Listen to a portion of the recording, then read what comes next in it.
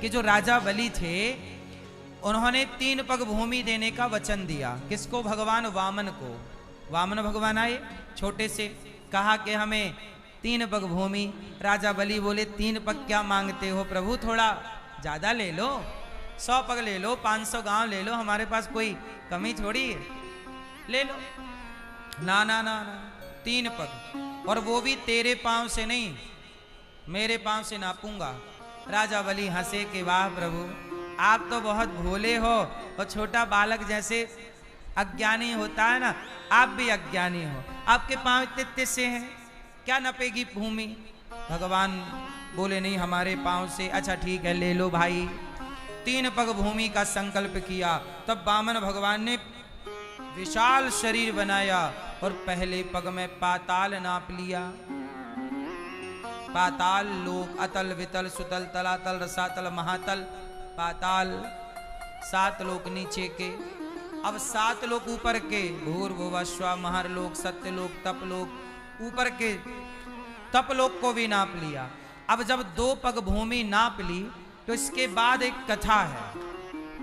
भगवान ने राजा बलि के धैर्य की परीक्षा लेने के लिए कहा कि देखो, तुमने 3 पग भूमि का संकल्प किया था, लेकिन तुमने दिया कितना? केवल 2 पग, तीसरा पग तो तुमने दिया नहीं। तो वामन भगवान ने राजा बलि के धैर्य की परीक्षा के लिए राजा बलि को बांध दिया, और बांध करके गरुण जी से खूब पिटवाया। भगवान अपने भक्तों को पिटवाते भी हैं कई बार। क्यों पिटवाते हैं? देखें कि धैर्य है कि टूट गया। माधव दास जी को पिटवा दिया एक बार भगवान ने, जगन्नाथ जी ने। माधव दास जी से बोले कि चलो कटहल खाने चलते हैं। जगन्नाथ जी ने पके पके कटहल लगे हैं बगीचे में। तो माधव दास जी बोले कि वो अपना चेला है राजा जिसका बगीचा है, सवेरे खा लेना। जगन्नाथ जी बोले नहीं नहीं, अपने को रात को ही चलना है, ऐसे नहीं, चोरी से खाएंगे। अब जगन्नाथ जी जिद पे अड़ गए, चलो। माधव दास जी थोड़े बूढ़े साधु हो गए थे, बुढ़े थे, चलो। तो बाड़ी लगी थी, बाड़ी किसान लोग नहीं लगाते खेत की सुरक्षा के लिए। बाड़ी बाड़ी तोड़ी और जगन्नाथ जी घुसे और माधव दास जी, और माधव दास जी को चढ़ा दिया पेड़ पर कि तुम चढ़ो, ऊपर से फेंकना, हम कटहल इकट्ठे करते जाएंगे। और नीचे जगन्नाथ जी कटहल इकट्ठे कर रहे हैं और भगवान जोर से कह रहे, हाँ हाँ वो पका वाला वो है, वो वाला। माधव दास जी बोले धीरे से बोलो, वो आ जाएंगे। अरे जगन्नाथ जी बोले कोई नहीं आएगा। हाँ वो बगल में लगा है बड़ा वाला, वो और ज्यादा खुशबू दे रहा है, पका है वो। तो जो वहां के सुरक्षा कर्मी थे उन्हें संदेह हुआ कि बगीचे में कोई घुसा है और कटहल की चोरी हो रही है। और जैसे ही वो आए सुरक्षा कर्मी, तो जगन्नाथ जी भाग गए। जगन्नाथ जी और माधव दास जी पकड़ में आ गए। तो राजा के कर्मचारियों ने माधव दास जी को पकड़ा, खूब मारा, चोर कहीं का चोर, खूब मारा। माधव दास जी बोले वाह प्रभु, आपको पिटवाना था, चलो कोई बात नहीं। देखो भक्त कैसा होगा, भक्त ऐसा होगा। माधव दास जी पिटे, उनको बांध दिया कर्मचारियों ने। सवेरे राजा का दरबार लगा तो सैनिकों ने दरबार में जब उपस्थित कराया तो राजा ने देखा कि गुरुजी बंधे हैं, क्योंकि माधव दास जी का चेला था राजा। और राजा चरणों में दौड़ा, गुरुजी गुरुजी क्या हुआ? अरे कुछ नहीं हुआ, वो जगन्नाथ जी को खाना था वो कटहल, हम आए, हमने मना किया कि सेना पकड़ लेगी मारेगी, पर उन्हें तो पिटवाना था। और खूब पिटाई हुई हमारी, तो क्या प्रभु को खाना था? हाँ। राजा ने तुरंत ताम्र पत्र लिया और पूरा का पूरा बगीचा भगवान जगन्नाथ जी के नाम कर दिया। प्रभु यदि आपको बगीचे का फल पसंद है तो आपका, मेरा क्या। तो हम कहने का आपको ये समझाना चाहते हैं कि कभी समाज में आपका अपमान हो जाए, तिरस्कार हो जाए, किसी के द्वारा 2-4 थप्पड़ भी पड़ जाएं, तो आप ये समझना कि ये भी भगवान की लीला है। क्योंकि यदि आपको बच्चे को माँ लाड़ करती है, माँ बच्चे को लाड़ करती, प्यार करती, दूध पिलाती, तो माँ ही तो कभी बच्चे को मारती भी है। लाड़ भी वही करेगी, प्यार भी वही करेगी। अच्छा, जब माँ बच्चे को मारती है तो क्या माँ बच्चे की शत्रु हो जाती है क्या? ऐसे ही भगवान आपको इतना लाड़ करते हैं, प्यार करते हैं, आपको धन धान्य दिए हैं, सब दिए हैं, मान प्रतिष्ठा, तो कभी ठोकर लगे तो घबराना ना, क्योंकि यदि धन धान्य और प्रतिष्ठा और पद और सम्मान उनकी कृपा थी तो अपमान को भी उनकी ही कृपा प्रसाद मानकर स्वीकार कर लिया करो कि ये दोनों ईश्वर का है ना। ये भक्त के लक्षण यही हैं। तो राजा बलि जो है, 2 पग भूमि में सब भगवान ने नाप लिया। फिर भगवान ने राजा बलि को बंधवा के पिटवाया, और जब वो राजा बलि पिट रहे थे तब ही तो राजा बलि की बेटी रत्नमाला ने देखा, कैसा छलिया बेटा मेरा होता तो जहर दे के मार डालती। वही रत्नमाला बाद में पूतना बनती है। तो कहने का तात्पर्य सिर्फ इतना है कि राजा बलि जब पिट रहे थे तब वहां प्रहलाद जी आए। कौन आया? जब राजा बलि की पिटाई चल रही थी तब प्रहलाद जी आए, और प्रहलाद जी को देख करके राजा बलि, अच्छा प्रहलाद जी से राजा बलि का क्या रिश्ता है जानते हो? प्रहलाद जी के पुत्र हैं विरोचन, और विरोचन के पुत्र हैं राजा बलि। मतलब राजा बलि प्रहलाद जी के पोता हैं, बेटे के बेटा। प्रहलाद जी हो गए दादाजी। तो प्रहलाद जी आए वहां पर, तो प्रहलाद जी ने देखा कि मेरा पोता बंधा हुआ है और पिटाई चल रही है। तब राजा बलि ने प्रहलाद जी को देखा और रोने लग गए। मतलब पोते ने दादाजी को देखा तो रोने लग गए राजा बलि। तब वहां प्रहलाद जी ने कहा कि बेटा रो मत, ये प्रभु आपको बांधे हैं, मार रहे हैं, इस पर ध्यान नहीं, ये कृपा है। क्यों? क्योंकि जैसे एक माँ के 2 बेटे होते हैं, एक माँ के 2 बेटे थे, एक बेटे को माँ ने केला दे दिया, ये बेटा केला खाओ, और दूसरा बेटा केला खाने लग गया तो माँ ने छीन लिया। एक केला खा रहा, एक थप्पड़ जमाया। कैसी माँ हो? एक बेटे को केला दे रही हो और दूसरा खा रहा है तो आप छीन रही हो, कैसा भेद करती हो? माँ ने कहा भेद नहीं है। इस बेटे को डॉक्टर ने कहा है केला दिया करो, कमजोर है, और इसको मना किया है कि सर्दी है, इसको केला मत खिलाना। तो माँ देती है तो भी प्यार, और छीन लेती है तो भी प्यार। प्रहलाद जी ने कहा पुत्र, भगवान देते हैं तो भी कृपा और लेते हैं तो भी कृपा, दोनों को कृपा मान करके प्रभु की शरणागति करो।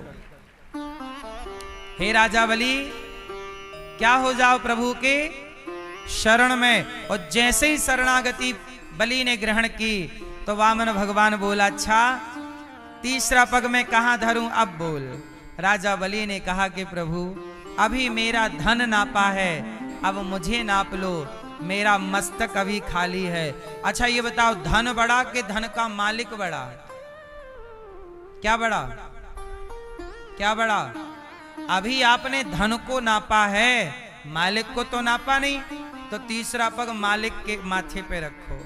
राजा बलि तब तीसरा चरण मस्तक पे रखे और राजा बलि को पहले मारते हैं। सुनना, पहले मारते हैं और बाद में राजा बलि से कहते हैं अब बोल तू मेरा तो मैं भी आज से तेरा, अब बोल तुझे क्या चाहिए।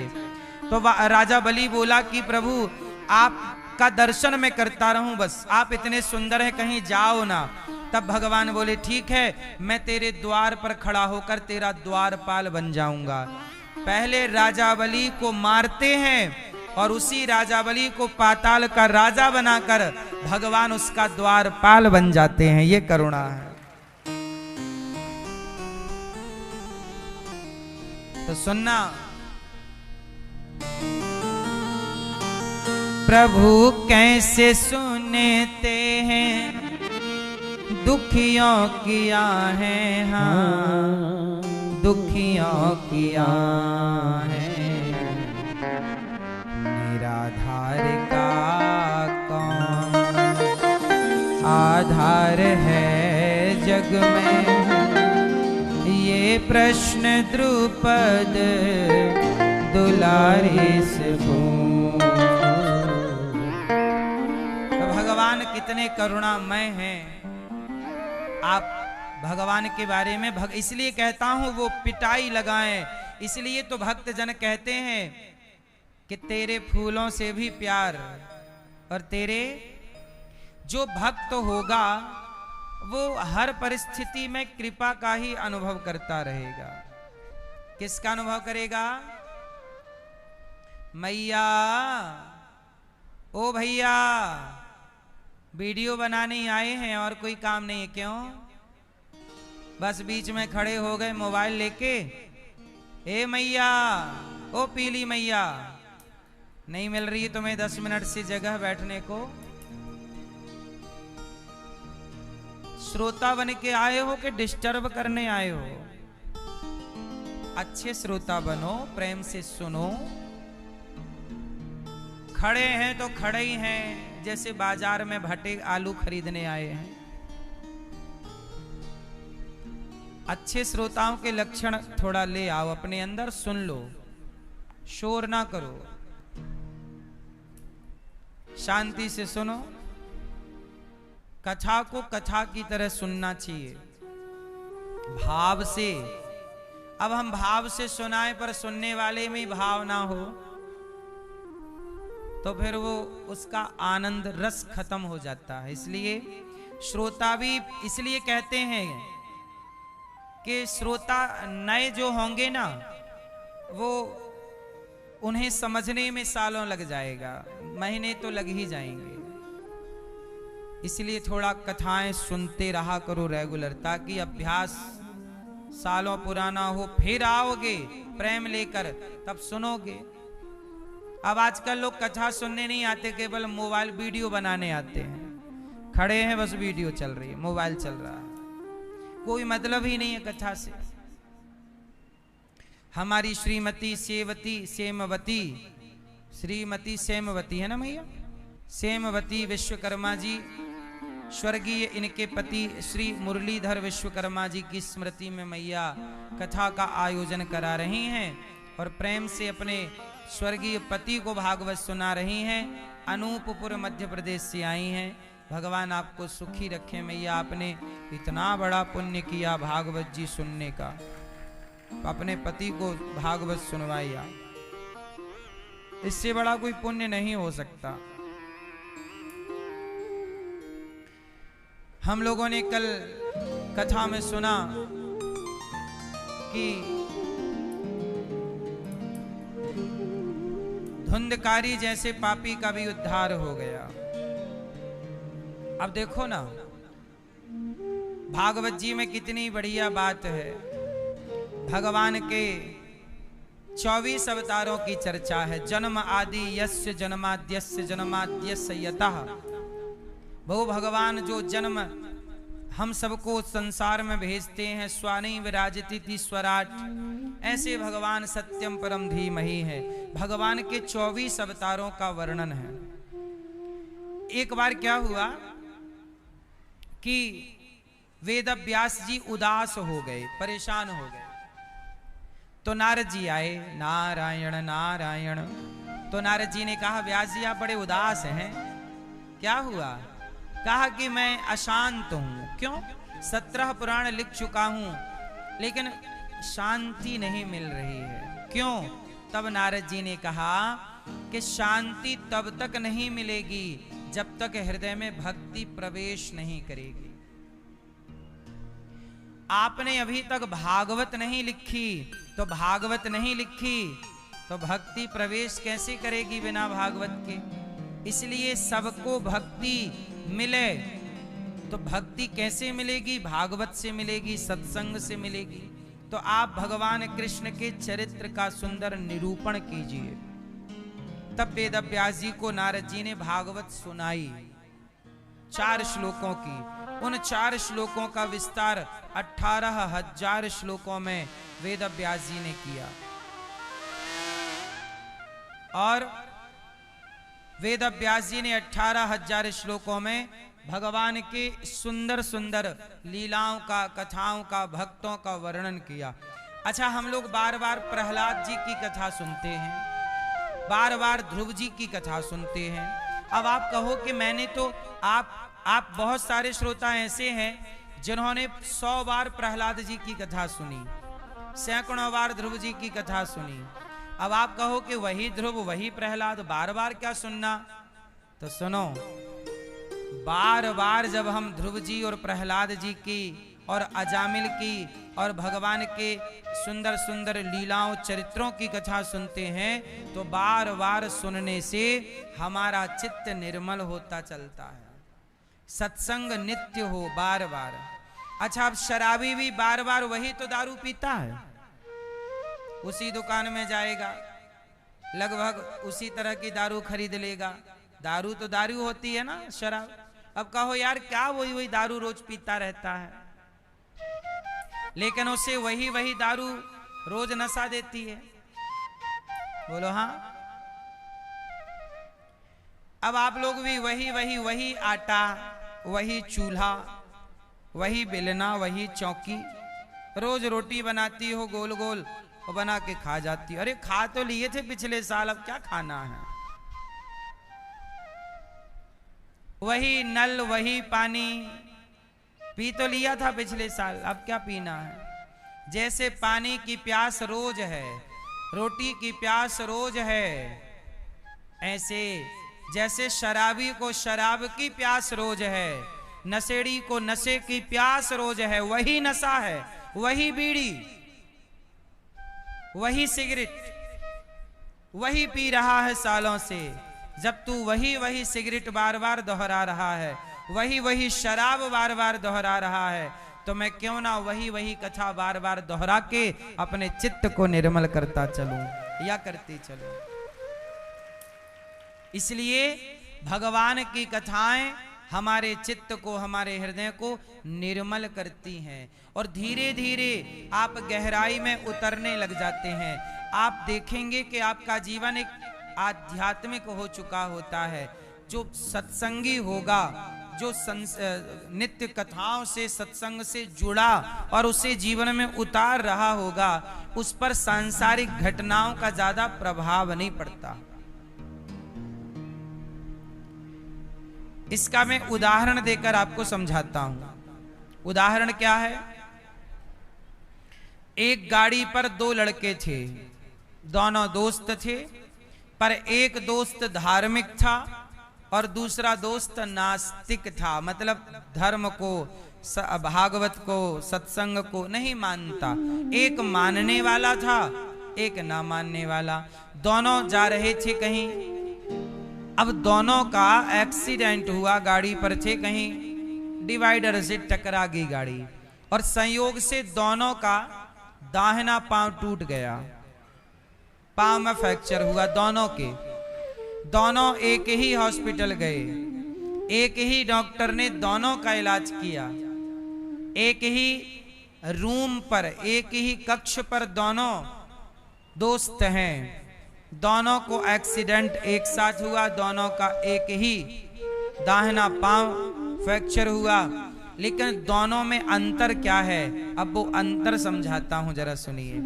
क्या है? दुख तो सब पर आता है, विपत्ति तो सब पर आती है, पर जो धर्म से जुड़ा हुआ होता है वो विपत्ति को कैसे देखता है, और जो धर्म से नहीं जुड़ा वो विपत्ति को कैसे देखता है। जो धर्म से जुड़ा है वो दुख को कैसे देखता है, और जो धर्म से नहीं जुड़ा वो दुख को कैसे देखता है। आओ जरा इसे समझते हैं। वो दोनों लड़के हॉस्पिटल गए, दोनों के पांव में फ्रैक्चर था। अब जो धार्मिक लड़का नहीं था, नास्तिक था, भगवान को नहीं मानता, वो रो रहा है, अरे पांव में बड़ा दर्द है, पांव टूट गया, अब कैसे चलेंगे, अब क्या होगा। वो परेशान हो गया। सोचने लगा, सोचते सोचते वो डिप्रेशन में जाने लगा, बिस्तर पे पड़े पड़ा। लेकिन उसी का दोस्त जो धार्मिक था, सत्संग करता, पांव उसका भी टूटा, लेकिन वो भगवान को धन्यवाद देता। तो उसका जो नास्तिक दोस्त था उसने कहा, यार तू भगवान को धन्यवाद क्यों दे रहा है? तेरे भगवान होते तो तेरा पांव टूटने ही ना देते। तू इतना बड़ा भक्त था तो भगवान ने तेरी रक्षा क्यों नहीं की? मैं तो चल भगवान को नहीं मानता तो मेरा टूट गया, पर तू तो मानता था, पर तेरा भी तो पांव टूट गया और तू अभी भी पड़ा पड़ा ईश्वर को धन्यवाद और थैंक यू बोल रहा है, क्यों? तब उस भक्त बालक ने कहा कि देख, पांव तेरा भी टूटा, पांव मेरा भी टूटा, तू रो रहा है, मैं नहीं रो रहा। क्यों? क्योंकि मैं जानता हूं कि एक्सीडेंट हुआ था, हम लोग मर भी सकते थे, पर भगवान की कृपा इतनी है, दोनों पांव टूटते तो क्या कर लेता, भगवान की कृपा है, कम से कम एक पांव तो सुरक्षित रखा है और जान तो सुरक्षित रखी है। तो जो मिला है, जो बचा है, मैं उसके लिए ईश्वर का धन्यवाद दे रहा हूं। और चूंकि तू ईश्वर को जानता मानता नहीं तो तू पांव टूटने से परेशान है, अब तू टेंशन में है, डिप्रेशन में चला जाएगा। तो ईश्वर को ना मानकर भी तेरा फायदा क्या हुआ? ईश्वर को ना मानकर तेरा नुकसान ये हुआ कि तू टेंशन में चला गया, डिप्रेशन में। अभी तुझे पांव टूटा है, इसकी दवाई तो खाएगा, डिप्रेशन की ओर चालू हो जाएगी तेरी दवाई। लेकिन मेरा ये फायदा हुआ ईश्वर को मानने से कि मैं ईश्वर को मानने वाला इस परिस्थिति में भी पॉजिटिव हूं, सकारात्मक सोच रखा हूं कि बचा तो है जीवन। तो धर्म, भगवान को मानने वाला वो निगेटिव नहीं सोचता, वो हर स्थिति में क्या रहता है? पॉजिटिव रहता है कि हम सकारात्मक सोच रखें, हम नेगेटिविटी अपने भीतर प्रवेश। तो ये ईश्वर को ना मानने वाला और ईश्वर को मानने वाले में ये अंतर है। लोग कहते हैं तुम भगवान को क्यों मानते हो? अरे ईश्वर को मानने वाला हर परिस्थिति में हैप्पी रहने का एक मंत्र है। अब देखो, अब जो भगवान को नहीं मानते वो भी तो परेशान हैं। ईश्वर को ना मान करके क्या उनके जीवन में दुख नहीं आ रहा है? क्या उनके घर पे किसी की मौत नहीं हो रही है? क्या उनके घर पे आपदाएं नहीं आ रही हैं? सब समान है, सबके साथ कंडीशन लगभग एक सी है, पर फर्क कितना है कि जो सुदामा जैसे भक्त होंगे, गरीब होंगे। सुदामा गरीब तो थे, पर गरीबी में भी सुदामा दुखी नहीं थे। लिखा है प्रशांत आत्मा, सुदामा जी गरीब थे। आज लोग गरीब हैं, पर आज के गरीब गरीबी में दुखी हैं। और सुदामा जी गरीब होने पर भी क्या थे? बोलो, सुखी थे। कितने सुखी कि जितना एक राजा राज सत्ता पर बैठकर सुखी होगा, उससे कहीं ज्यादा सुदामा जी सुखी थे, उस गरीबी में भी। क्यों? क्योंकि वो उस हाल में भी प्रसन्न थे, पॉजिटिव थे। क्यों? क्योंकि वो जानते थे कि ये दिन या वो दिन, दोनों दिन हैं तो उसी के। अच्छे दिन या बुरे दिन, हानि या लाभ, किसके अधीन है? फिर इसलिए वेद व्यास जी ने भागवत जी की रचना की और महाभारत के युद्ध से इसकी शुरुआत की। द्रौपदी के 5 पुत्रों को अश्वत्थामा ने मार डाला। अश्वत्थामा कौन है? गुरु द्रोणाचार्य के पुत्र अश्वत्थामा। उन्होंने द्रौपदी के 5 बेटे, अच्छा द्रौपदी के 5 पुत्र हैं और 5 पांडवों के एक बेटा है। प्रतिविंध्य, श्रुत सौम, श्रुतकर्मा, शतानीक और श्रुतसेन, ये 5 पांडवों के एक पुत्र का नाम है। 5 की हत्या गुरु द्रोणाचार्य के पुत्र अश्वत्थामा ने सोते हुए बालकों को मार डाला। जब द्रौपदी ने देखा कि मेरे पुत्र आज जागे नहीं, जाकर देखा तो बिस्तर पर लहू ही लहू था, रक्त ही रक्त था। धड़ तो सबके थे, सर गायब थे सबके। द्रौपदी रोई। अर्जुन दौड़े दौड़े कृष्ण के पास गए। प्रभु, संकट आ गया, शत्रु ने हमारे पुत्रों की हत्या कर दी। भगवान श्री कृष्ण बोले, अर्जुन किसने मारा? शायद अश्वत्थामा ने मारा है, पकड़ो। पकड़ने गए, अश्वत्थामा ने ब्रह्मास्त्र चला दिया अर्जुन के लिए। तब अर्जुन शरण में किसकी आए? भगवान की। फिर शरणागति। भक्तों का चरित्र जब आप ठीक से समझेंगे तो एक ही चीज अंतिम सार निकल कर आएगी, शरणागति।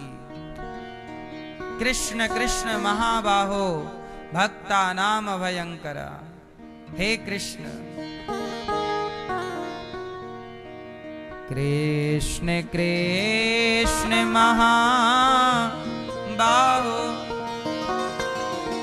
भक्तानां अभयंकरा। त्वमेको दह्यमानानां मपवर्गोऽसि संसृतेः।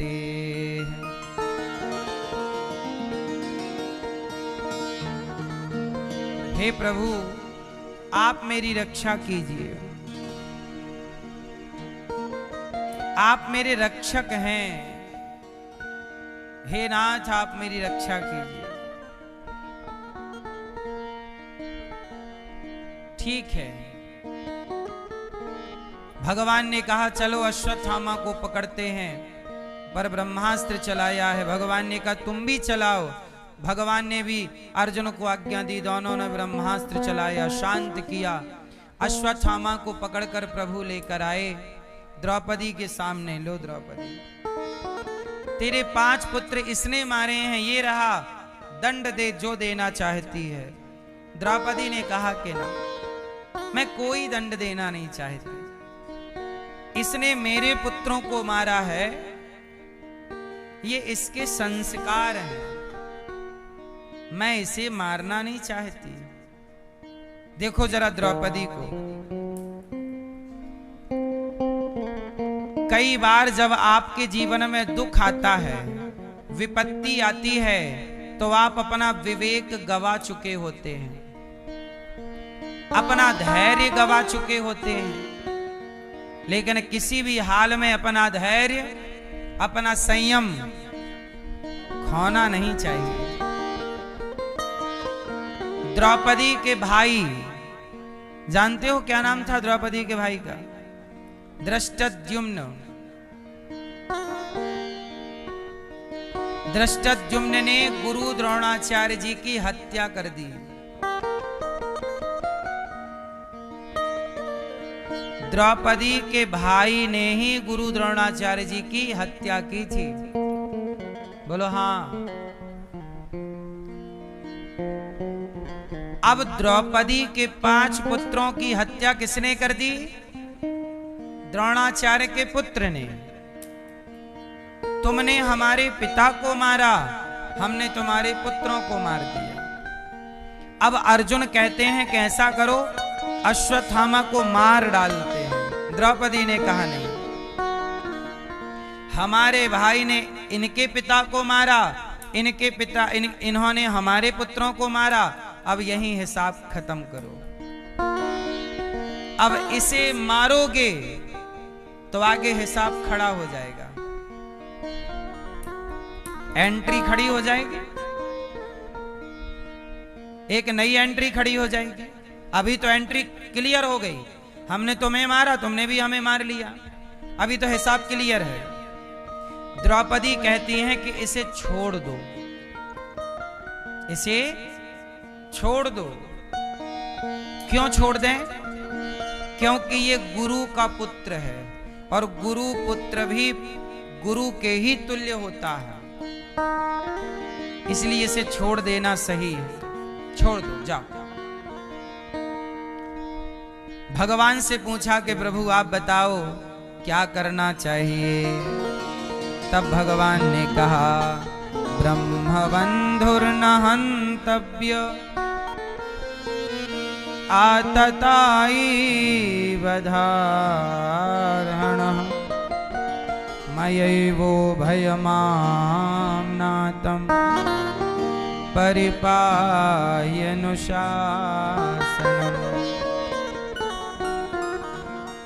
ब्राह्मण को कभी मारना नहीं चाहिए और आताताई को कभी छोड़ना नहीं चाहिए।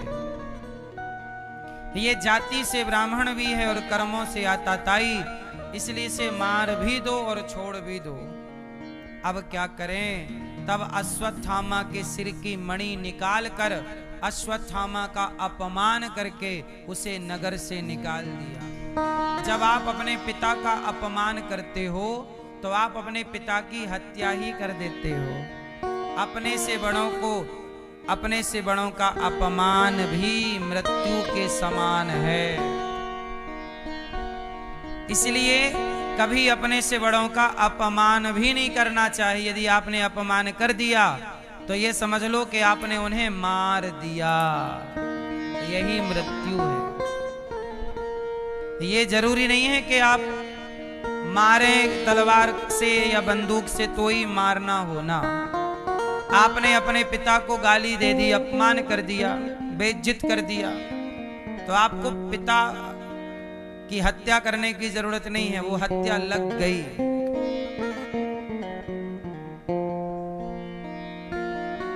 गुरु को आपने भला बुरा कह दिया तो वो गुरु की हत्या हो गई। संतों को भला बुरा कह दिया तो वो संत हत्या हो गई। गाय का अपमान कर दिया, वो गाय की हत्या हो गई। इसलिए कहता हूं, किसी का अपमान ना किया करो। किसी का, हम कहते हैं कुत्ते का भी अपमान क्यों करना है? क्या फायदा होना?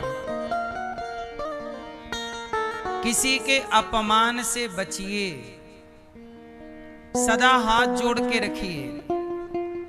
भैया ठीक है, आपको गाली देना है दे दीजिए, हम नहीं देंगे।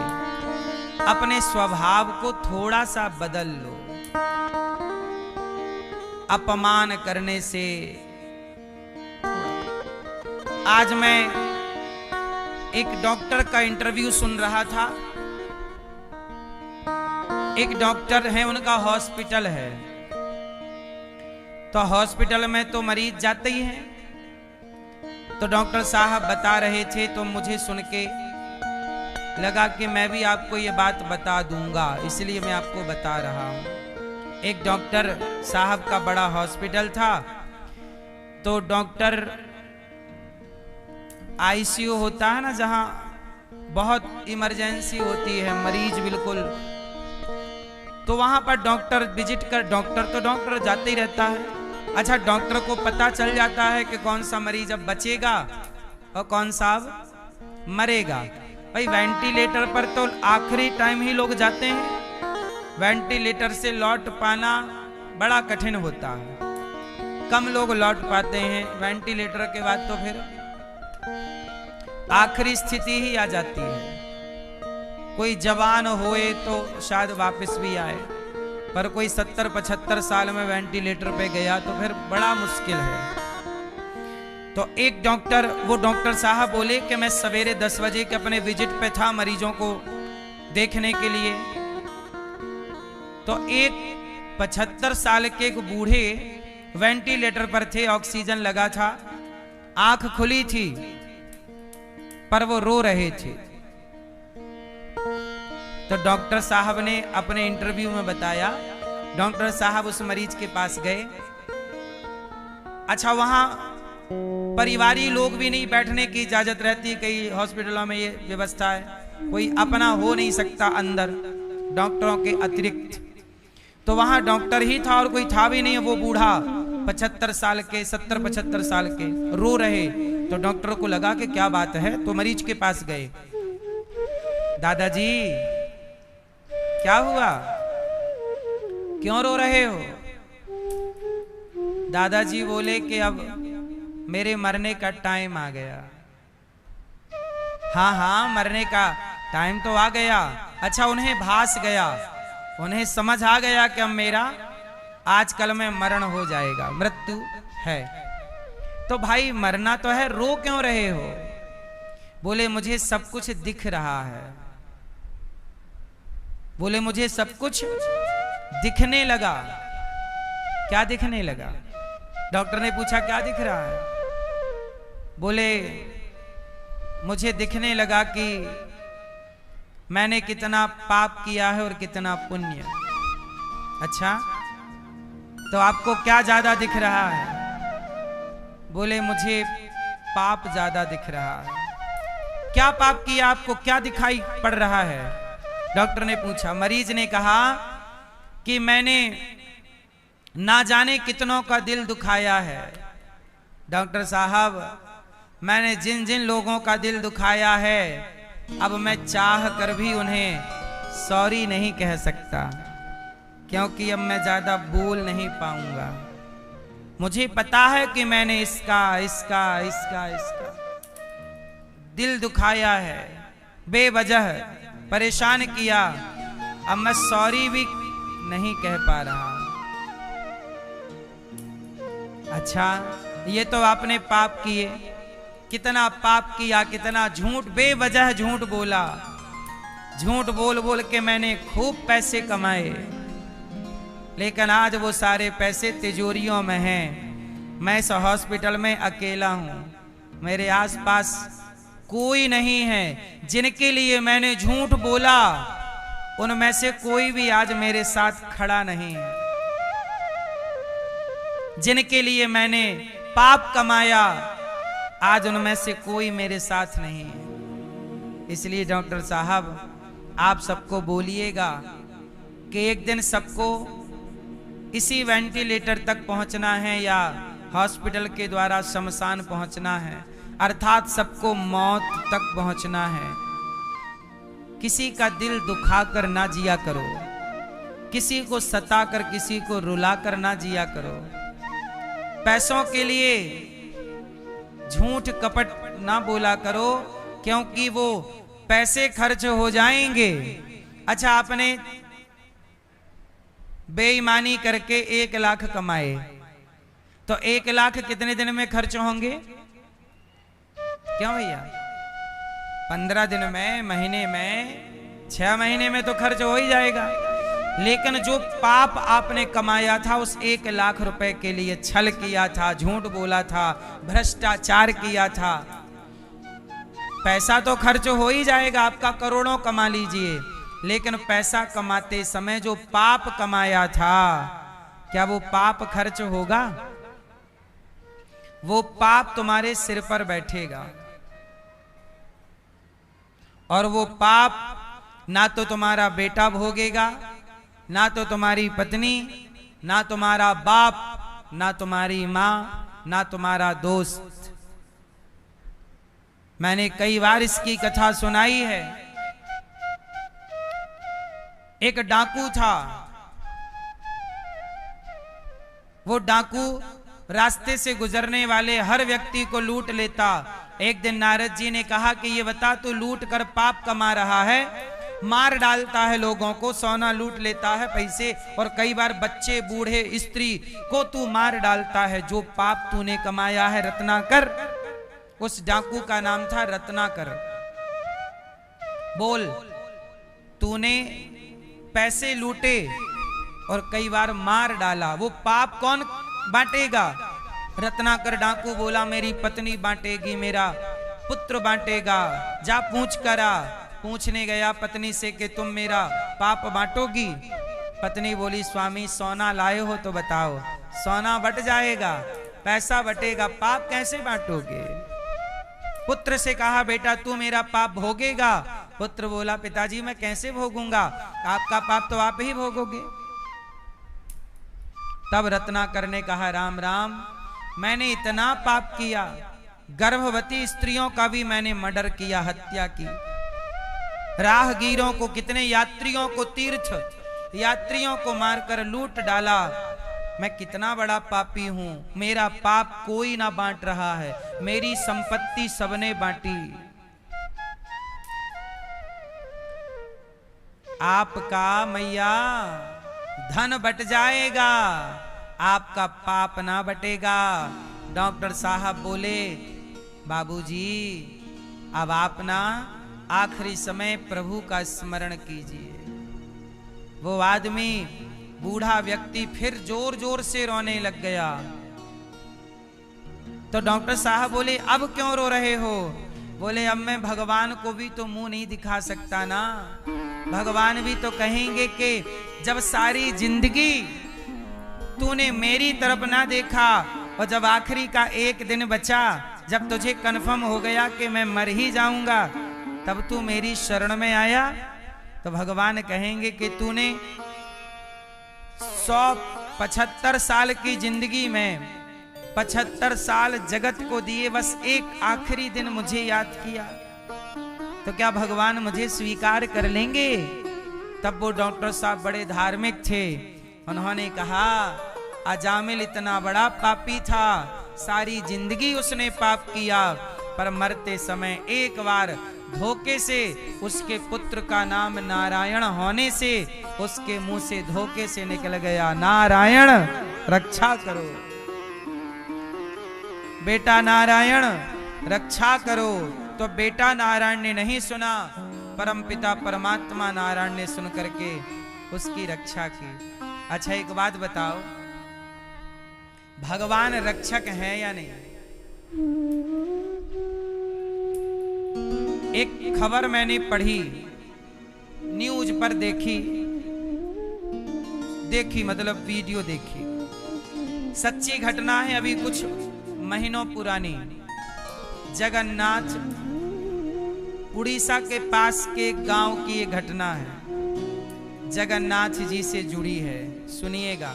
देखिए भगवान पे भरोसा होए तो क्या हो सकता है, एक सच्ची घटना सुनो। कॉलेज के 4 लड़के, संडे की छुट्टी आई, चारों लड़कों ने कहा चलो पार्टी करने चलते हैं कहीं जंगल में। तो एक गांव के पास जंगल था, तो वो गांव के चारों लड़के दूसरे गांव के थे, दूसरे गांव के जंगल में पार्टी करने गए। शराबी थे चारों, कभी कभी शराब पीते थे। तो चारों लड़कों ने शराब पी ली, और शराब पी और पार्टी वार्टी जो करते हो राम जाने किया। और शराब के नशे में ना वो लड़कों में क्या हुई कि लड़ाई हो गई। तो एक लड़के से तीनों की लड़ाई हो गई। एक कुछ बोला तो दूसरे ने बोला, तो उसके पक्ष में 2 और थे, तो तीनों अलग हो गए और एक को खूब मारा, मतलब दोस्त आपस में लड़ गए। और 3 मिल करके एक लड़के को इतना मारा कि मारते मारते उसका पांव तोड़ दिया और वो बेहोश हो गया। और जब बेहोश हुआ तो उन तीनों को लगा कि ये लड़का मर गया। तो पास में एक कुआं था जंगल में, ले जाके उस कुएं में फेंक दिया। और कुएं में जब फेंका तो कुएं में फेंकते ही उसको होश आ गया, जो कुएं में गिरा जिसका पांव तोड़ दिया। अब ये लड़के तो उसे कुएं में फेंक करके भाग गए। अच्छा वो भी कुएं में गिरा, होश तो आया, दर्द तो था, पर चिल्लाया नहीं, क्योंकि उसे पता था मैं चिल्लाऊंगा तो ये लोग फिर पत्थर से मार डालेंगे, इसलिए अभी मरने का ही नाटक करो। तो वो कुएं में पड़ा रहा। अच्छा कुएं में पानी था थोड़ा सा, घुटनों तक, गंदा पानी था, कोई जाता नहीं था। उस कुएं की तरफ ऐसी मान्यता थी कि वहां भूत रहता है, जंगल में कोई जाता आता नहीं था, तो वहां कोई जाता नहीं था। पर ये तीनों लड़कों ने उसे मार करके कुएं में फेंक दिया। तीनों लड़के भाग के घर चले गए। अब उसे आया होश, 1 घंटे तक तो कुछ नहीं बोला। 1 घंटे बाद वो चिल्लाया बचाओ बचाओ, पर रात को कौन सुने। सवेरा हुआ, कुआं गहरा था, चिकना कुआं, चढ़ने की संभावना नहीं, कैसे चढ़े। तो पानी भी गंदा, कुएं का सड़ा हुआ पानी। अब बहुत चिल्लाया, कोई दिन हुआ, कोई ना सुना, कोई जाते ही नहीं था ना उस तरफ, कोई सुने कैसे। एक रात निकल गई, एक दिन निकल गया, फिर दूसरी रात दूसरा दिन। अब वो लड़के को कन्फर्म हो गया कि मैं इस कुएं में मर ही जाऊंगा।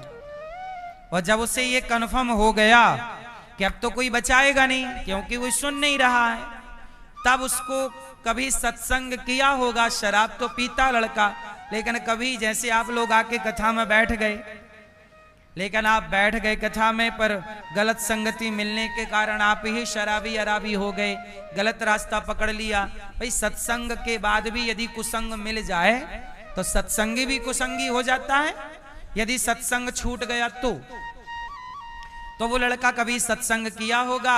अच्छा, कभी उसके माँ बाप जगन्नाथ जी गए थे उस लड़के को लेकर, तो जगन्नाथ जी का उसने दर्शन किया था, तो उसने अब कन्फर्म समझ लिया कि अब तो मैं मर ही जाऊंगा। तो तीसरी रात बीत गई और चौथा जब दिन आया तो चौथे दिन उसने अब सरेंडर कर दिया, हे जगन्नाथ जी अब आप बचाओ या आप डुबाओ, मैं आपका हूं। देखो शरणागति, अभी तक वो छटपटाता रहा, तड़पता रहा कुएं में, पर अब उसने कहा, हे जगन्नाथ जी, हे प्रभु मेरी रक्षा कीजिए, हे जगन्नाथ जी।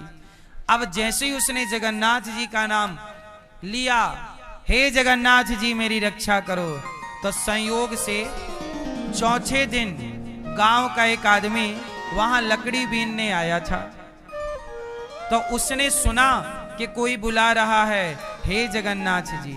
पर लकड़ी बीनने वाले को लगा, अच्छा अब उसकी आवाज भी कम हो गई थी ना, 4 दिन से ना पानी मिला ना खाया, तो उसकी आवाज भी डाउन थी, चिल्ला तो रहा था ताकत से, पर हे जगन्नाथ जी बस धीरे से। अब लकड़ी बीनने वाला सुना कोई पुकार रहा है, जय जगन्नाथ, हे जगन्नाथ जी रक्षा करो। पर लकड़ी वाले को लगा कि कोई होगा, ये मेरा वो हो सकता है भ्रम, वो बीनता रहा। पर अब की बार इसने जोर लगा के चिल्लाया, हे जगन्नाथ जी, हे प्रभु आपके सिवा मेरा कोई नहीं।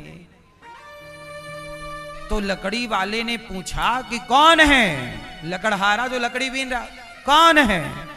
लकड़ी वाला भी थोड़ा डर गया, बार बार आवाज आ रही, तो उसने डर के चिल्लाया, कौन है। तो कुएं में उसकी आवाज गई, उसको लगा कोई सुन रहा है, उसने जोर से कहा, भैया मैं कुएं में गिरा हूं, जगन्नाथ जी कृपा करें तो आप आओ, मेरे को बचाओ। लकड़ी वाला पास में कुआं था, उसे पता था कुआं, दौड़ के गया तो वो गिरा। उसने गांव को सूचना दी, पुलिस को सूचना दी, सब आए और उसे निकाला और वह बच गया। बाद में उसने पूरे दोस्तों के बारे में बताया पूरी घटना। तो ये एक सच्ची घटना है, मैं आपको केवल इतना बताता हूं कि जब तक आपका बल है चलाओ, लेकिन जब आपका बल आपको साथ ना देना तो सवई बलम बलिनाम चा परेशान। जब आपका बल आपका साथ छोड़ देता है तब भगवान का बल आपका साथ देता है। इसलिए कहता हूं कि पहले से ही भगवान के बल में रहो, अपना बल क्यों लगाना है। जब तुझसे ना सुलझे तेरे उलझे हुए धंधे, तब भगवान के इंसाफ पे छोड़ दे ए बंदे। वही तेरी मुश्किल आसान करेगा, जो तू ना कर सका वो भगवान करेगा। भगवान को पुकारिए तो सही, भगवान की शरण में जाओ तो सही, भगवान के बनो तो सही। जीवन बदला बदला ना दिखे तो कहना। इसलिए मेरी मां अश्वत्थामा के सिर की मणि निकाली और उसे नगर से निकाल दिया। अश्वत्थामा ने अभिमन्यु की पत्नी उत्तरा के गर्भ को नष्ट करने के लिए ब्रह्मास्त्र चलाया। उत्तरा ने बिना देर लगाए दौड़ करके भगवान की शरण में आई और आत्मसमर्पण कर दिया। पाहि पाहि महायोगिन देव देव जगत्पते,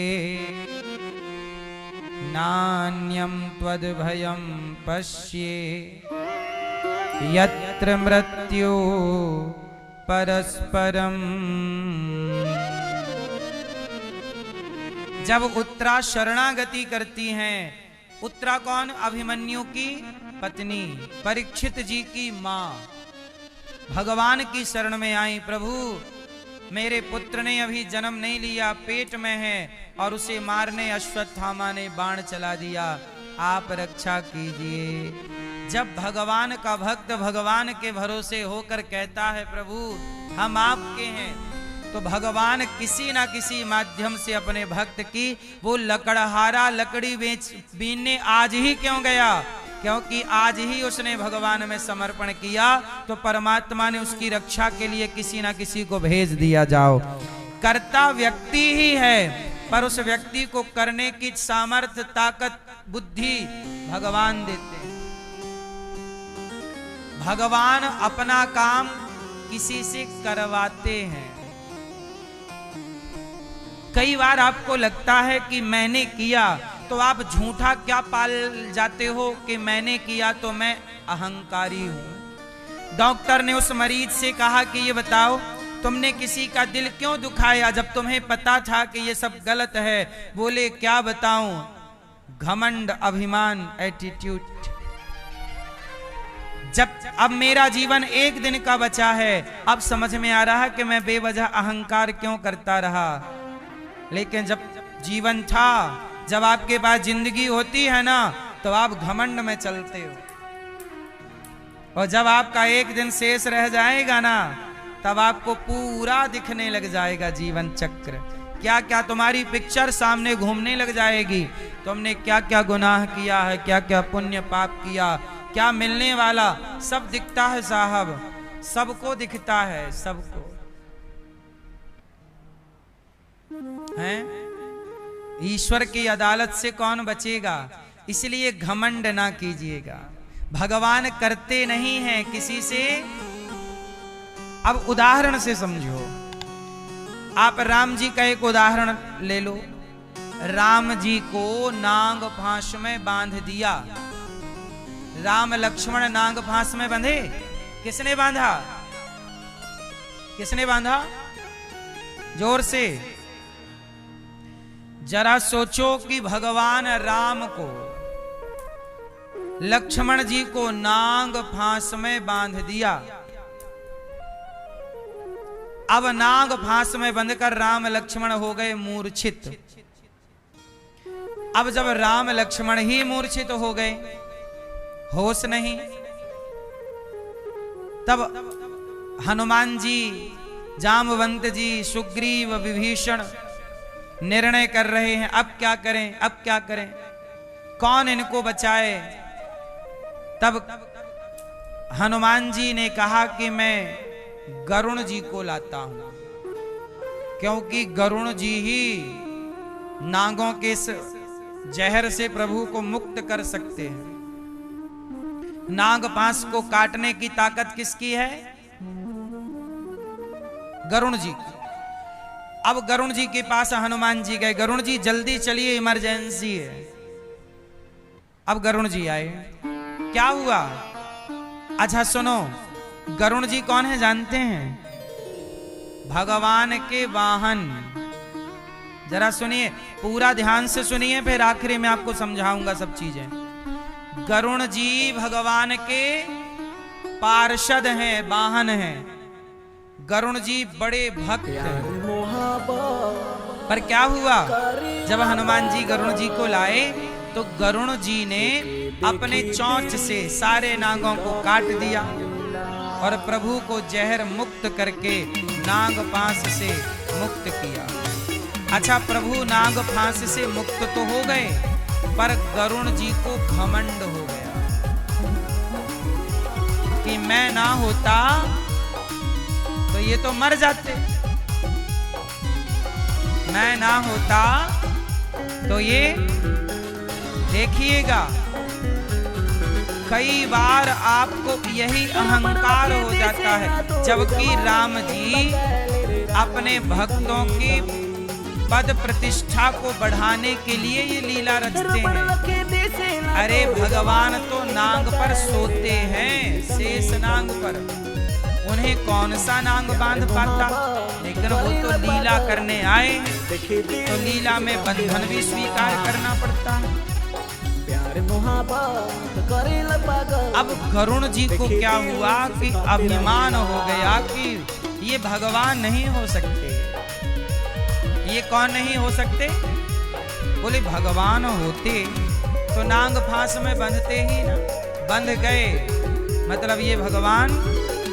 जरा सोचिए, जो दिन रात भगवान को ढो रहा है, गरुण जी ढो रहे हैं, उन्हें भी भगवान की लीला पर संदेह हो गया। तो हम तुच्छ प्राणियों को यदि भगवान पर संदेह कभी हो जाए तो इसमें आश्चर्य क्या है। तब गरुण जी नारद जी के पास गए। नारद जी ने ब्रह्मा जी के पास भेजा कि ब्रह्मा जी बताओ कि वो नाग फांस में क्यों बंधे। तब फिर ब्रह्मा जी ने शंकर जी के पास भेजा गरुण जी को, और शंकर जी ने गरुण जी को काकभूषुंड जी के पास भेज दिया। जाओ, अब तुम्हें काकभूषुंड जी प्रभु राम के बारे में सब बताएंगे। तब काकभूषुंड जी के पास बैठकर हजारों साल, जरा सुनिएगा, फिर जोड़ दीजिए कान में, काकभूषुंड जी के पास बैठकर हजारों साल जब कथा सुनी, एक दिन दो दिन नहीं, कौन? गरुण जी जब हजारों साल कथा सुनी प्रभु की, तब जाके उन्हें इस अज्ञानता से मुक्ति मिली और इस घमंड से वो नीचे उतर पाए कि अच्छा ये भगवान है और ये लीला कर रहे हैं, ये लीला है। ये बात समझने के लिए गरुण जी को 1000 साल लगे। तो भला हम इतने जल्दी कैसे समझ जाएंगे चीजों? इसलिए भगवान की भगवत्ता सब नहीं समझते।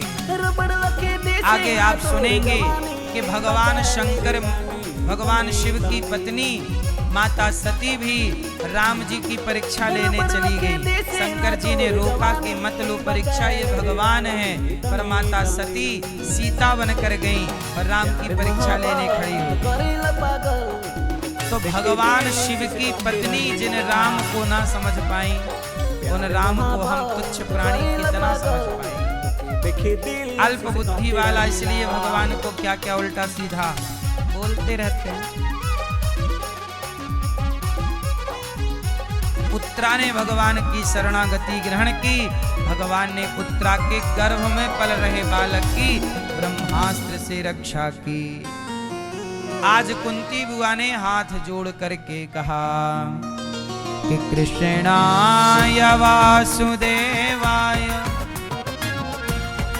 देवकी नंदनाय च नंद गोप कुमाराय गोविंदाय नमो नमः। कृष्णाय वासुदेवाय, हे श्री कृष्ण देवकी नंदनाय च। हे प्रभु, हे देवकी पुत्र, आपके चरणों में मैं बारी बारी जाऊं, बलिहारी जाऊं।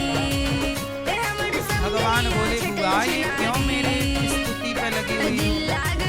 तब कहा कुंती बुआ ने कि प्रभु आज मैं आपसे कुछ लेना चाहती हूं। लेना क्या? क्या कमी है? प्रभु कमी कुछ नहीं है, पर मैं आज आपसे कुछ मांगना चाहती हूँ। क्या आप मुझे देंगे? हाँ हाँ बुआ बताओ। आज कुंती बुआ बोली श्याम सुंदर, जब से मेरा बेटा धर्मराज युधिष्ठिर राजा बना है तब से मैं डर गई हूँ। क्यों? अरे डरने की क्या बात, अब तो तुम्हारा बेटा राजा हो गया, सत्ता मिल गई, डरने की क्या बात है? तब कुंती बुआ बोली कि प्रभु अब हमारा सारा संकट मिट गया, सारा दुख मिट गया, तो अब लगता है कि जब दुख है ही नहीं तो आप आओगे क्यों दुख से बचाने? जब हमारे जीवन में संकट आया प्रभु आप आ जाते थे हमें बचाने, पर अब तो दुख ही नहीं आएगा तो आप नहीं आओगे। मतलब जब से सुख आया तब आपके आने की संभावना कम हो गई। इसलिए प्रभु हमें ये सुख नहीं चाहिए, वापस ले लो। और हम जैसे दुख में थे हमें वैसा ही। भगवान बोले कि बुआ आप दुख का क्या करोगी, सारी जिंदगी आपने विपत्ति ही दुख उठाया है, क्यों? कहा कि कन्हैया ऐसा सुख मुझे नहीं चाहिए जिस सुख में मेरे भगवान का, मेरे प्रभु का विस्मरण हो जाए। हमें वही सुख है हमारे लिए जिसमें भगवान का स्मरण बना रहे, भगवान का स्मरण बना रहे, यही सुख है। और भगवान का स्मरण ना हो, भगवान भूल गए, हमें ऐसा सुख नहीं चाहिए। एक बात यहाँ मैं आपको क्लियर कर दूं, दुख क्या है? भगवान को भूल जाना ही दुख है। और सुख क्या है? भगवान का स्मरण बनाए रखो, यही सुख है। इसलिए सब काम करो, पैसे कमाओ, पद प्रतिष्ठा पाओ,